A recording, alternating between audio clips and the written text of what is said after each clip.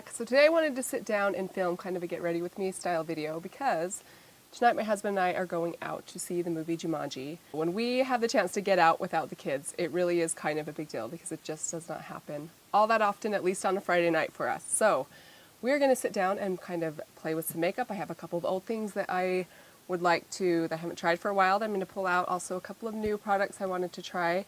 And we're going to just see what we can come up with. So if you guys are interested in this, then please keep on watching. So the first thing I want to do is go in with a primer today because it is early in the afternoon. I want this makeup to last till the very late hour of 10 o'clock because that's about when we'll be home, which 10 o'clock is a late night for us. But I'm going in with the Rimmel Lasting Finish primer. I have a new foundation that I'm going to try out today. I actually ran out of one of my drugstore go-to foundations recently. It was the Milani 2-in-1 foundation, which I love that foundation if you haven't tried it. It's very creamy, very full coverage. It's quite thick, but I do like it on my dry skin. It feels very hydrating. But they didn't have my shade left in my local drugstore, so I needed to try something else out. And I ended up, I'll mention kind of how I got here, but I ended up going with the Maybelline 24-hour foundation. I think it's the Superstay, I think is what it's called. This is in the color 128 Warm Nude, which I think is going to be a really good color match for me for a drugstore foundation. That is the hardest thing for me, is to find a drugstore foundation that color matches. Actually, when I was looking for a foundation, I noticed that they had the CoverGirl Healthy Elixir foundation. I've heard a couple people talk about.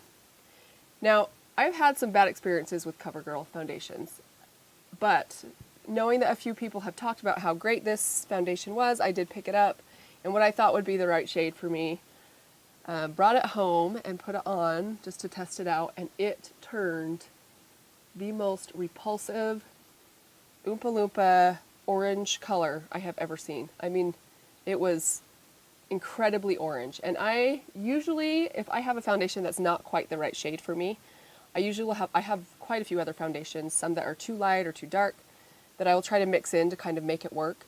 But it did not matter what I added to this foundation. That orange color, I don't know if it was oxidizing, but that orange color just was coming through like crazy. I looked like a sweet potato. I mean, it was absolutely a terrible, terrible color match. And I just could not make it work. And I was a little frustrated because I'm sure most of you know that even a foundation from the drugstore is kind of expensive. I mean, I think I paid $10 for this foundation, and I knew that I would never be able to make this work. So for the first time in my life, I actually took the foundation back and, yeah, decided to go with this one instead, which I'm thinking might be a hair too dark for me, but it's definitely a much better undertone to it. So far, so good. I think this foundation feels really nice on my skin. It looks really nice. It blended really easily. Yeah, I'm a pretty big fan of the Maybelline Matte and Poreless foundation, which is ironic because I have dry skin, but I do feel like that foundation, even though it's a little bit mattifying, it feels very satiny on my skin and it doesn't dry me out. So today I wanted to play around with a palette that I've had for quite a while, but I don't use terribly often, but I do like it. So I want to try and use it a little bit more, and this is the IT Cosmetics Naturally Pretty palette. But I wanted to try something a little bit different with my eyes today and go for kind of a navy blue sort of smoky eye. This has this dark color in this palette is slightly navy in undertone. I'd say it's more charcoal than navy in undertone, so I think I'm also going to combine this individual shadow from Milani, which is much more of a deep navy blue. And before I go into my shadow, I'm going to put on some of my Wet n Wild eyeshadow primer, which I really love. So now I'm going to go in with this color. It's actually a Morphe color. It's just an individual shadow. Just a very creamsicle orange color. Hoping that this will kind of warm up my crease a little bit. So this color from Morphe is so, so pretty.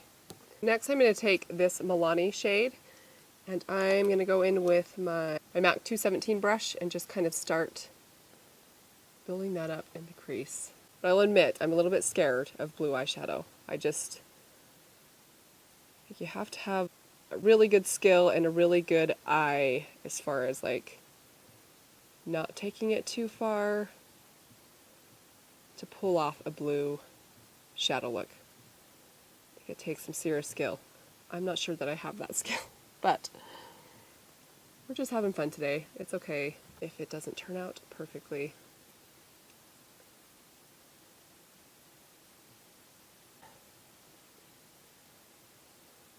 Now I'm going to dip into the palette and go in with this very deep kind of charcoaly navy shade and just see if I can deepen out this crease area just a little bit.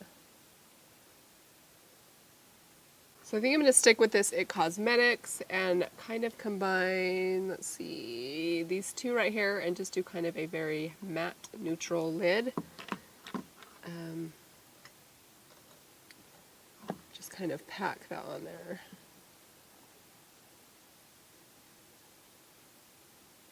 I do love these shadows. They are just so pigmented.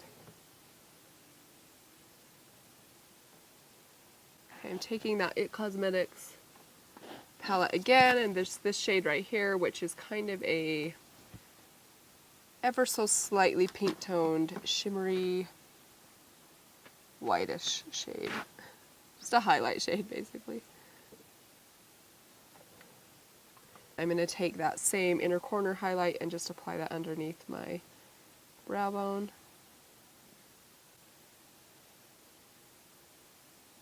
I still don't know how I feel about this. It's a little bit outside of my comfort zone. I kind of feel like I look like a rainbow, but it's kind of pretty. I don't know. I'm hoping that once I get the rest of my face done and a little bit more mascara and some liner on, maybe some eyelashes, that it'll kind of come together. So I'm going to move on to brows next, and today I'm using, this is new to me, the Maybelline Total Temptation Brow Pencil. This is kind of like a triangular diamond shape. Yeah, I tried this out just for a moment the other day, and I really do like the pencil, but I will say this spoolie I'm not wild about. I like a good long stiff spoolie.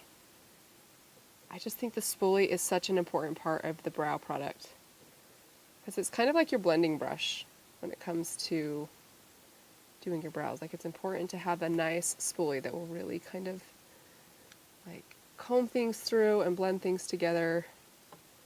This one is definitely stiff, so I will give it that. It has a good stiffness to it, but it's just so small.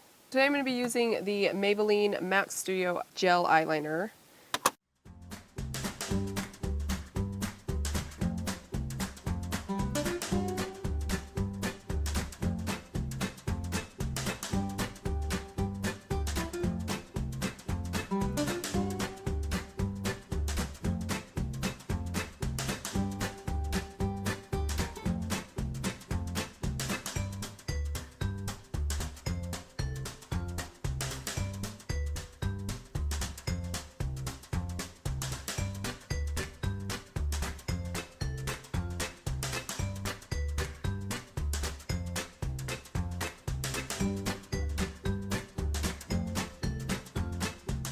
I'm going to go in with a little bit more mascara, the Maybelline Lash Sensational. And I already got some on my eyelid. Perfect. Okay, so today I am going to put a bit of a false eyelash on. And basically I'm taking these little sections of false eyelashes, which I love to do this. This is actually kind of how I like to do false lashes. So these are actually the Salon Perfect lash in the number 110. Which is kind of a natural lash, but I don't want to put a full lash on because I just don't think they're that comfortable. So these little sections that I cut off of the lashes to get them to fit, I will actually save and use them as just kind of an outer corner lash. So these are like 4 or 5 clumps of lash sections that I just will put in the outer corners of my lashes just to give me kind of an elongated look. So it's basically just a much easier way to do a false eyelash or to add something special to your lashes if you don't want to do a full false lash. So I am by no means an expert when it comes to lashes, but it took me a really long time to figure out how to get lashes to stay on my eyes. And the secret is all in the lash glue and letting it get tacky enough. I think so often I thought I gave it enough time, but I mean, honestly, I think the longer the better. You want it to get really nice and tacky so it instantly grabs on to your eyelashes. If you are struggling to figure out how to do false eyelashes and get them to stay on, try giving your glue like 20 more seconds or 30 more seconds than you're already giving it. Okay, so that is it for eyes. I think it turned out pretty good. I'm actually pretty happy with it. It's definitely not like my comfortable, what I normally go for. But we're gonna go ahead and do our concealer next. And I am going in with the Maybelline Master Conceal. And I'm just gonna apply that underneath my eyes. And kind of around my nose. And down the center of my face, just a little bit.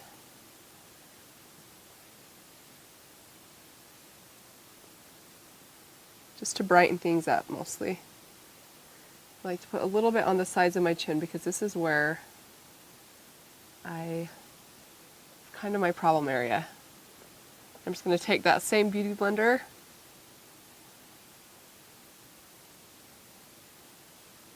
So this Beauty Blender, this is actually from L'Oreal. This is kind of new to me, which I love the feel of this. It's very, very bouncy. I just wish this shape was a little bit more pointed at the top because, so one of the things that I really love about the Real Techniques blender is that it has that nice pointed tip on it that makes going around your eye area so easy.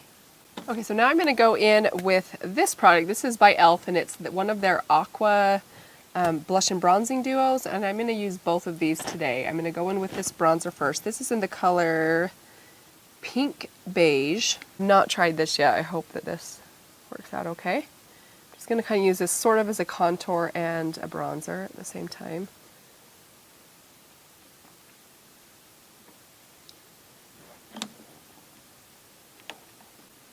I feel like it looks, the foundation, I feel like looks really good on my skin, but as you get close to like my hairline and like around my eyebrows, it's a little bit patchy looking, which I'm not wild about.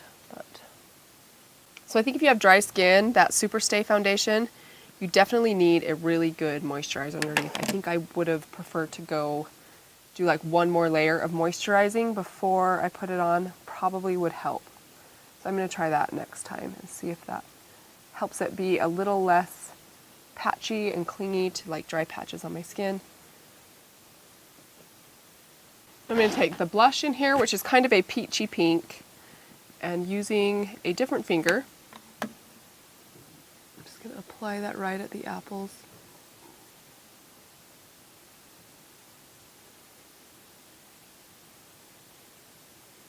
I just think that is really, really natural looking on the skin. I really love it.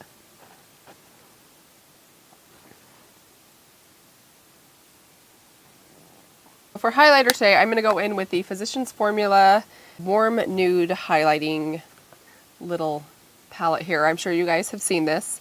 And just go with the top kind of two sections swirled together. I'm just going to put those right here at the top of my cheekbone area.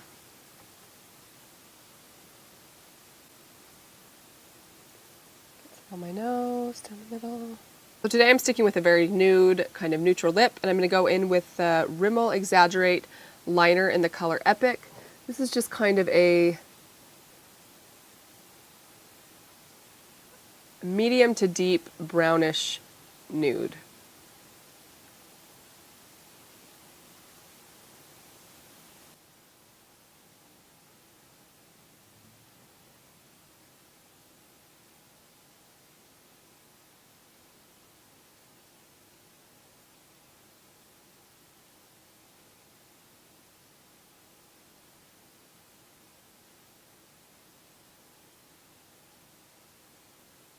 And the lipstick I'm using today is Somewhat Sheer. This is a luster lipstick from MAC called Jubilee. This is just a very almost balm-like looking color. It's very kind of a brownie peach sheer. Well, that is it for today. I hope that you guys enjoyed this, my experiment in a colorful eye look. This is about as colorful as I get. Let me know what your thoughts are on blue eyeshadow. Do you guys sometimes dip into your blue eyeshadow, or do you just stay clear of blue altogether? Because it was a little intimidating for me, but overall I'm pretty happy with how it turned out. If you guys enjoyed this video, please be sure to give it a big thumbs up, and most importantly, don't forget to subscribe before you leave. I hope that you guys have a fantastic weekend. I will see you in my next video. Bye-bye.